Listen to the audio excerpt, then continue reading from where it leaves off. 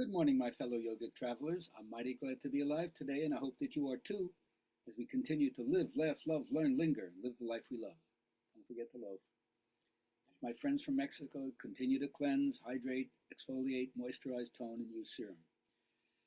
Wednesday, it's like a combination of a story and a joke.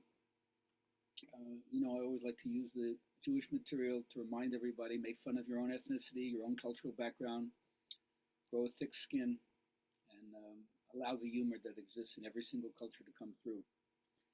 So in the old days, in that area that's defined as like Russia, Ukraine, Poland, it changed hands so many times we don't know. But there used to be these pogroms, which is like the ethnic cleansings. And they heard in this one Jewish village, which happened to be half Jewish and half Christian, that the pogrom was coming this way. And that the Cossacks, when they got drunk, they couldn't tell the difference between the Jews and the Christians. They just kill everybody indiscriminately. So the Jews went to the rabbi and they said, "Listen, the Christians went to the priest and they said, "Listen, we heard the pogrom is going this way.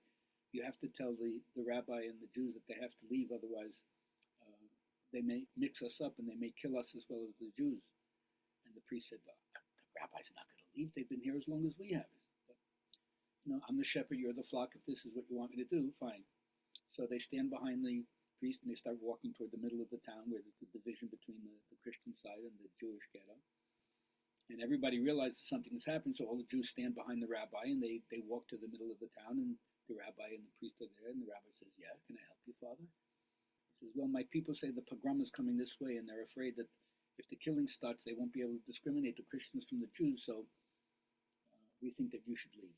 And I said, "Leave? This is our home. We're not going anywhere." He said, "I thought you'd say that, so what do you suggest?" The rabbi says, "Well, listen, let's have a debate. If I win the debate, we stay. If you win the debate, we'll go." The priest says, "All right, that's a good idea, but let's have the debate in silence." The rabbi says, "The debate in silence? I never heard of such a thing. But you're my friend. You want to have the debate in silence? Let's go." So they begin the debate. And the priest goes, and the rabbi responds. The priest is taken aback. Ooh. The priest holds up the three fingers. The rabbi holds up one. The priest is really taken by the rabbi's depth. Then the priest takes out an apple, and the rabbi takes out a loaf of bread. The priest throws up his hands. Okay, you win. Unbelievable. How could I match the sophistry and the wisdom of this man? Unbelievable. So everybody's shaking their heads. So they go back on the Christian side. They say to the priest, "So, priest, what was the debate about?" He says, "Unbelievable depth. I started off by saying, God is everywhere." And the rabbi responds, "God is right here." I said, "God is a trinity." He said, "God is a unity." I took out the apple, indicating we're here to redeem ourselves from the sins of Adam. He took out the loaf of bread, indicating Christ is present in the Eucharist. Who can argue with wisdom like that? So they're shaking their head. Meanwhile, back in the Jewish camp, he says, "So, Rabbi, that was very interesting. What was the debate about?" He says, "Well, very, very interesting." He said, "All you Jews gotta go." He said, "We're staying right here." He said, "I'll give you 3 days to leave." He says, "Not one Jew is going." And then we both took out lunch.